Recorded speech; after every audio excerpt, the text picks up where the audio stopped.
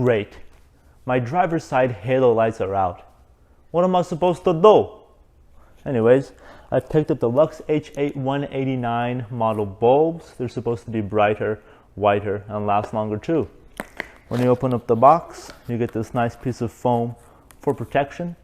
And then you see you have your two bulbs. This is what the bulbs look like. And it's not going to be an install video. I'm just going to show you what they look like once they're installed. But first, let's see what the stock ones look like. The stock lights aren't so bad really. The distribution is a little bit more uneven. The larger light is a bit dim because the light is actually housed here. So the distribution is not as even. The LUX are supposed to change that and give you a brighter, whiter light that's distributed evenly between the two. Let's check them out.